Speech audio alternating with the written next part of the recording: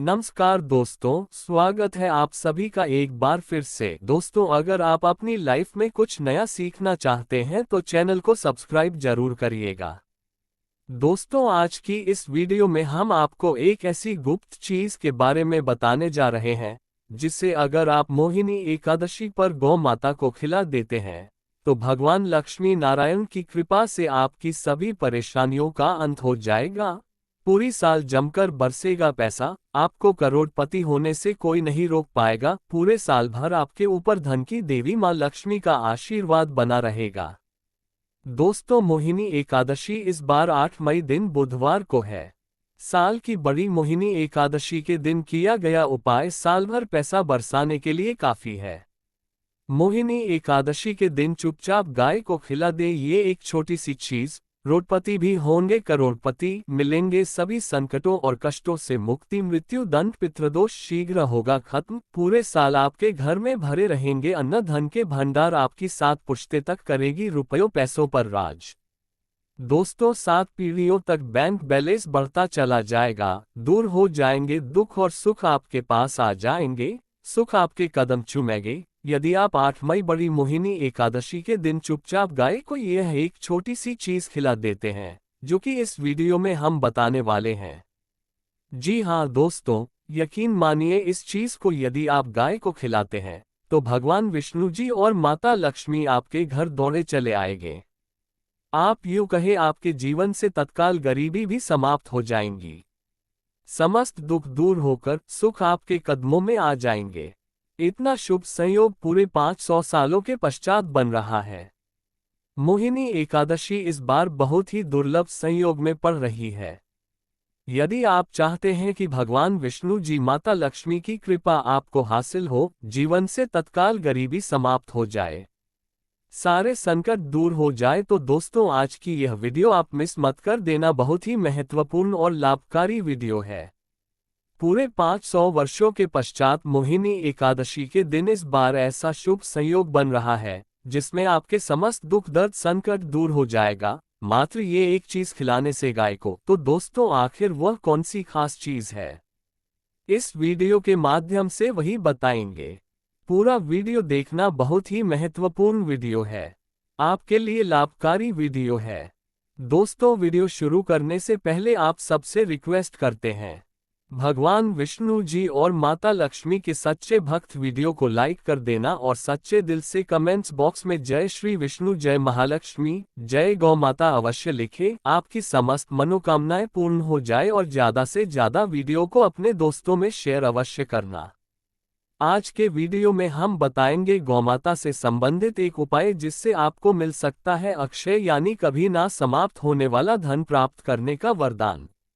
अगर हिंदू धर्म की माने तो ऐसी मान्यता है कि गाय की सेवा अगर निस्वार्थ भाव से की जाए तो घर में लक्ष्मी का वास होता है। वैसे तो युगों से चला आ रहा है कि गाय को हम कुछ न कुछ खिलाते जरूर है। गाय को सनातन धर्म में लक्ष्मी स्वरूप भी माना गया है। कहा जाता है कि गाय की सेवा करने से घर परिवार सुखी और संपन्न रहता है। जिस घर में गाय की सेवा निस्वार्थ भाव से होती है उस घर में लक्ष्मी जी की कृपा हमेशा बनी रहती है, और जिस घर में गाय की सेवा नहीं होती, अचानक से किसी भी प्रकार की वहां पर विघ्न बाधाएं आती रहती हैं। वैसे तो कुछ लोग शहरों में भी रहते हैं, महानगरों में रहते हैं, तो वहां पर गाय पालना संभव ही नहीं है, लेकिन गाय को वहां पर भी रोटी जरूर खिलाई जाती है। लेकिन कई बार गाय को खिलाने में कुछ भूल हो जाती है। तो कौन सी वो 3 चीजें हैं जो गाय को नहीं खिलानी चाहिए, आज हम आपसे इस वीडियो में साझा करेंगे। लेकिन दोस्तों, उससे पहले आपसे रिक्वेस्ट करते हैं कि वीडियो को लाइक जरूर करिएगा, दोस्तों को शेयर कर दीजिएगा, और अगर आपने अभी तक चैनल को सब्सक्राइब नहीं किया है तो चैनल को सब्सक्राइब करके बेल आइकन जरूर दबाइएगा। दोस्तों, गाय के अंदर सभी देवी देवताओं का निवास माना जाता है, तो आप सुबह जो पहली रोटी बनती है वो अगर गाय को खिलाते हैं तो देवी देवताओं का आशीर्वाद मिलता है। गाय को गुरु के साथ जोड़ा गया है, यानी गुरु ग्रह के साथ, बृहस्पति ग्रह के साथ। इसलिए गुरुवार के दिन गाय को रोटी पर एक चुटकी हल्दी डालकर खिलाए तो सुख संपत्ति, धन ऐश्वर्य बढ़ता है, दुष्ट ग्रह शांत हो जाते। है। जो लोग मानसिक रूप से परेशान हैं वो गाय को रोटी पर थोड़ा सा गुड़ रखकर खिलाएं। ये तो सकारात्मक ऊर्जा आती है, टेंशन खत्म होती है, स्वास्थ्य अच्छा रहता है। और अगर आपको लगता है कि आपके सभी ग्रह खराब है तो ऐसे में गाय को पहली रोटी रोज खिलाएं। सभी ग्रह धीरे धीरे शुभ हो जाएंगे। कभी कभी जीवन में लंबे समय से कोई शुभ मंगल कार्य नहीं हो रहे होते, तब ऐसे में आप गाय को रोटी खिलाएं। गाय के मस्तक को छूकर अपनी मन्नत कहे, प्रणाम करें, पैर छुए तो आपकी मन्नत जरूर पूरी होगी। तो ये था गाय को आप क्या खिलाए उसके बारे में। लेकिन गाय को क्या नहीं खिलाना चाहिए, अब हम वो जानते हैं। गाय को रोटी तो हर कोई खिलाता है। अब ये रोटी बासी बिल्कुल भी नहीं होनी चाहिए। यानी कि एक दिन पहले की जो रोटी बनी रहती है और आप दूसरे दिन सुबह सुबह खिला देते हैं, वो नहीं खिलानी चाहिए। कई बार आप रोटी बना लेते हैं और उस दिन गाय मिलते नहीं तो रोटी रखी रह जाती है। फिर वो अगले दिन गाय को खिलाने से गाय का अपमान माना जाता है। वो रोटी बासी कहलाती है, इसलिए गाय को एक दिन पहले की बची हुई रोटी कभी नहीं खिलानी चाहिए। सड़ी गली चीजें, खराब चीजें गाय को मत खिलाइए। इससे घर में परेशानी आती है। अगर आप ऐसा करते हैं तो अपनी आदत को बदले, क्योंकि इससे घर में तकलीफ आती है। गाय को हरा चारा तो हर कोई खिलाता है। हरा चारा आप खिलाते समय एक बात का ध्यान रखें। गाय को सबसे ज्यादा पीपल का पत्ता लोग खिलाते हैं, पर पीपल का पत्ता आप खुद से तोड़कर मत खिलाइए। दूसरी बात, आप घर में सब्जी लाते हैं तो साग आ जाता है तो उसमें से अच्छी चीजें तोड़कर रखें। बचा कुचा आप गाय को ना खिलाएं। आप जो देंगे वो गाय खा लेगी, लेकिन थोड़ी सी कुछ अच्छी चीजें मिलाकर गाय को खिला दीजिएगा तो ज्यादा फायदा होगा। गाय को दूध नहीं पिलाना चाहिए। आप दही चावल खिला सकते हैं, लेकिन दूध ताज़ा हो या बचा हुआ भूलकर भी गाय को मत बुलाइए। तो 3 चीजें गाय को नहीं खिलानी है। एक तो बची खुची रोटी नहीं खिलानी है। कोई भी अनाज बच जाए उसे दूसरे दिन गाय को नहीं खिलाना है। जैसे चावल बच जाता है, रोटी बच जाती है। और आप अगर चारा खिलाते हैं उन्हें तो सड़ा गला मत खिलाइए, और अगर खिलाते हैं कोई चीज़ तो उसके साथ कुछ अच्छी चीज़ें मिला लें। और गाय को दूध भी नहीं पिलाना है। ये चीज़ें बिल्कुल भी नहीं खिलाएं, नहीं तो घर में गरीबी आती है। माता लक्ष्मी आपके घर में वास करना छोड़ देती है। 84 लाख योनियों के सफर करके आत्मा अंतिम योनि के रूप में गौ का रूप धरती है। गाय लाखों योनियों का वो पड़ाव है जहां आत्मा विश्राम करके आगे की यात्रा शुरू करती है। दोस्तों, गाय का कोई अपशगुन नहीं होता है जिससे भूभाग पर मकान बनाना हो। वहां पर अगर आप 15 दिन के लिए गाय और बछड़ा बांध देते हैं तो वो जगह पवित्र हो जाती है। भूभाग से बहुत सारी आसुरी शक्तियां का नाश हो जाता है, क्योंकि गाय में सकारात्मक ऊर्जा का भंडार माना गया है। गाय का मार्ग रोकना, अगर आप कहीं भी जा रहे हैं और गाय माता आपका मार्ग रोक दे तो ये बहुत ही शुभ माना जाता है। गाय और बछड़े का दर्शन एक साथ आपको हो जाए तो आपकी सफलता का प्रतीक माना जाता है। अगर आपके घर के आसपास गौ घूमती रहती है तो इसका मतलब है कि आपके घर से काफी सारे संकट अपने आप ही दूर होने वाले हैं और समृद्धि पूर्वक जीवन आपको मिलता है। गाय के समीप आप अगर जाते हैं तो संक्रामक रोग, कफ, खांसी, सर्दी, जुकाम आदि का ग्रेजुअली अपने आप ही बिना दवाइयों के भी नाश हो जाता है। अगर आपको गाय अचानक से पूंछ मार देती है तो ये बहुत ही शुभ संकेत माना गया है, और काली चितकबरी गाय का ऐसा करना तो और भी ज्यादा शुभ माना गया है। पंचगव्य जो होते हैं वो कई रोगों में लाभदायक है। पंचगव्य क्या क्या हुए? गाय के दूध, दही, घी, मूत्र और गोबर। इन सभी को शरीर की रोग निरोधक क्षमता को बढ़ाकर रोगों को दूर करने वाला माना गया है। ऐसा कोई रोग नहीं है जिसका इलाज पंचगव्य से नहीं किया जा सकता। दोस्तों, आज के समय में लोग गौमाता की पूजा करने के बजाय, उनका सही उपयोग करने के बजाय उनको काटकर मारकर खाना ज्यादा पसंद करते हैं। बुरा लगेगा शायद, पर ये सच है। और गाय को रोटी देने से न केवल सुख समृद्धि की प्राप्ति होती है बल्कि बरकत भी होने लगती है। अगर आप गौ को पाल सके तो अच्छी बात, लेकिन आज के मॉडर्न युग में जहां लोगों की शायद खुद की घर में रहने की जगह नहीं है, ऐसे में गौ को रखना थोड़ा कठिन और महंगा हो सकता है। ऐसे में आप गौ को रोटी दें। कम से कम रोटी दे करके आप सुख समृद्धि को प्राप्त कर सकते हैं। आपके घर में बरकत होने लगती है। हमारे बुजुर्ग हमेशा से कहते आए कि गाय को रोटी खिलानी चाहिए, लेकिन समय स्थिति के चलते गाय की सेवा हर कोई नहीं कर पाता, लेकिन कम से कम रोटी तो आप खिला सकते हैं। अगर रोटी भी नहीं खिला सकते, जैसे काफी सारे जो हमारे भाई बहन मलेशिया वगैरह में, लंदन वगैरह में बैठे हैं, उनको गाय नहीं मिलती है। वो पूछते हैं कि हम कैसे गौ सेवा करें। आप ऐसा कर सकते हैं। आप गौ के नाम के पैसे निकालते जाए और फिर आप चाहे तो कभी इंडिया आए तो आप गौशाला में दान दें, या फिर आप चाहे तो वहीं पर किसी गरीब को गौ के नाम की रोटियां खिलाएं। किसी भी अनाथ आश्रम में चले जाए, किसी वृद्धाश्रम में चले जाएं, किसी भी दूसरे सफेद पशु को आप भोजन कराएं। ये भी आपके लिए बहुत अच्छा होने वाला है।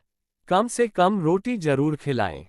हमारे देश में कई जगह देखा गया है और कई लोगों का प्रश्न आता है कि हम झूठी रोटी गाय को देते हैं, क्या ये सही है या गलत है? हम झूठा खाना, बचा हुआ खाना गाय को खिलाते हैं, यानी जो बन जाता है वो गाय के हवाले कर दिया जाता है। तो आपको बता दे दोस्तों, रामायण काल में गौमाता को एक श्राप मिला था। उसी की वजह से आज उनके साथ ऐसा हो रहा है। उसी श्राप की वजह से गौमाता में देवी देवताओं का वास होने के बाद भी उनको झूठा खाना पड़ता है। यहाँ तक कि पॉलीथीन सभी खाते हैं। हालांकि ये किसी भी लिहाज से सही नहीं है। आपको बता दे, वाल्मीकि रामायण में सीता द्वारा पिंडदान देकर दशरथ की आत्मा को मोक्ष मिलने का संदर्भ आता है।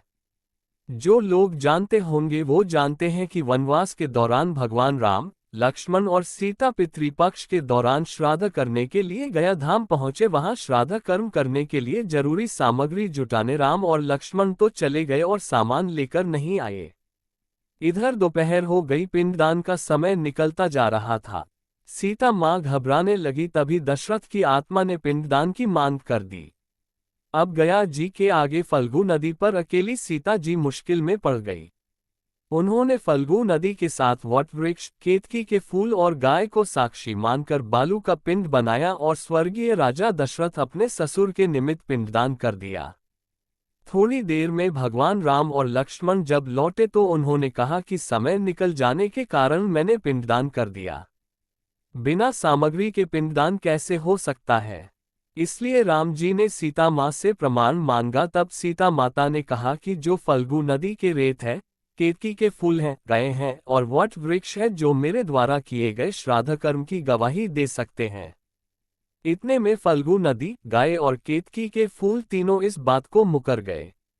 उन्होंने कहा, सीता माँ झूठ बोल रही है, सिर्फ वट वृक्ष ने सही बात कही।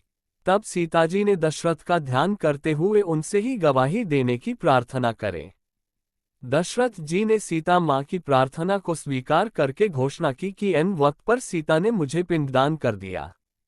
इस पर राम आश्वस्त हुए, लेकिन तीनों गवाहों द्वारा झूठ बोलने पर सीताजी उनसे क्रोधित हो गई और उन्हें श्राप दिया। फल्गु नदी से कहा कि जा, तेरा नाम सिर्फ नदी रहेगा, लेकिन तुझमें पानी कभी नहीं रहेगा। इस कारण आप भी जानते होंगे, जो लोग जानते हैं, फल्गु नदी आज भी गया में सूखी ही रहती है। गाय को श्राप दिया कि तू पूज्य होकर भी लोगों का झूठा खाएगी, और केतकी के फूल को श्राप दिया कि तुझे पूजा में कभी नहीं चढ़ाया जाएगा। वट वृक्ष को सीता माँ ने आशीर्वाद दिया कि उसे लंबी आयु की प्राप्ति होगी और दूसरों को छाया प्रदान करेगा, तथा पतिव्रता स्त्री तेरा स्मरण करके अपने पति की दीर्घायु की कामना करेगी। यही कारण है कि गाय को आज भी झूठा खाना पड़ता है। केतकी के फूल को पूजा से निषिद्ध बताया गया है। फल्गु नदी के तट पर जल नहीं है।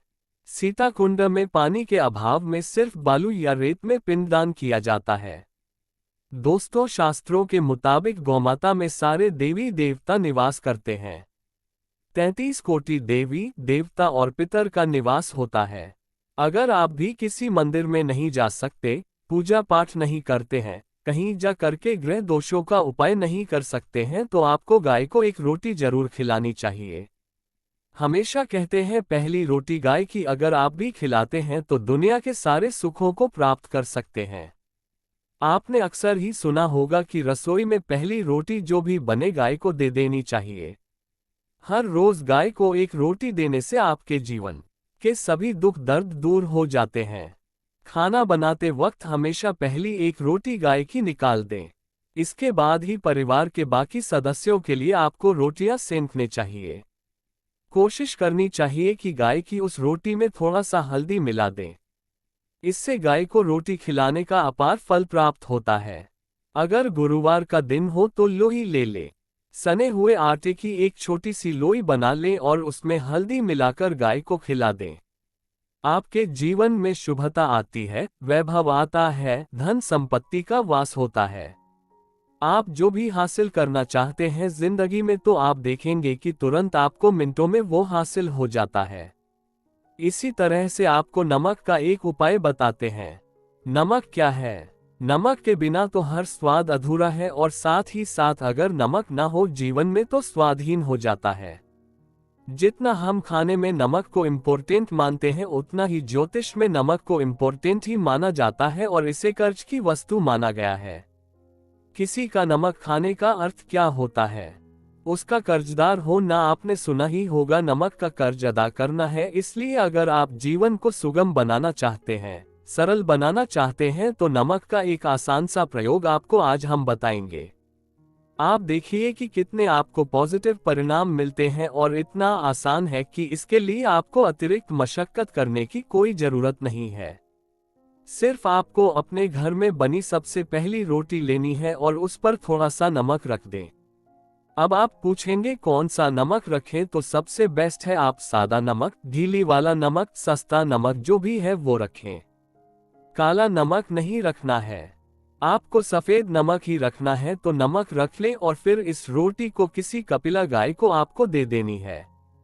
कपिला गाय यानी सफेद रंग की गाय को आपको खिला देना है। अगर आपको कपिला यानी सफेद गाय नहीं मिलती है तो आप ये रोटी किसी भी गाय को खिला दें। मगर यदि आपको कोई ऐसी गाय दिख जाए सबसे पहले सफेद गाय को ही खिलाना प्रेफर करें। आपको बता दें दोस्तों, ये उपाय आपकी हर समस्या को जड़ से दूर कर देता है। चाहे आपके घर में कोई बड़ी कलह हो, कोई पारिवारिक वाद विवाद हो, इस उपाय को करके आपके घर में सुख का वास होने लगता है। जो भी धन की कमी हो, बच्चों की पढ़ाई हो, करियर में सफलता हो, सभी मुश्किलें आपके जीवन की दूर होने लगती है। लेकिन गाय को रोटी देते वक्त मन में ऐसा कोई भावना लगाकर रखें कि हम रोटी खिलाते हैं या फिर हम बहुत बड़े दानी हैं। अन्यथा इस स्थिति में पुण्यफल की प्राप्ति होना संचय वाली स्थिति देता है। गाय को रोटी खिलाने से नियम से बरकत के अलावा आप देखेंगे धन संपत्ति में दिनों दिन बढ़ोतरी होने लगती है और आपके घर के ग्रह दोषों से आपको मुक्ति मिलती है। अगर आपके भी घर में धन की कमी है तो आपको ये उपाय जरूर करना चाहिए। किसी भी दिन करें, अगर सावन का पवित्र महीना है तो हर दिन शुभ है। आप जिस दिन चाहे उस दिन से कर सकते हैं और आप देखेंगे इस उपाय को करने से आपके घर से धन की कमी बिल्कुल झट से दूर हो जाती है। तो ये उपाय आप जरूर कर लीजिए। आज के लिए बस इतना ही दोस्तों। अगर आपको यह वीडियो पसंद आया है तो वीडियो को लाइक करिएगा, दोस्तों को शेयर जरूर करिएगा और चैनल को सब्सक्राइब करके बेल आइकन जरूर दबाइएगा ताकि आने वाला नॉलेजेबल वीडियो आपको सबसे पहले मिले। दोस्तों मिलते हैं अगले वीडियो में, तब तक के लिए good day. Thanks for watching my video.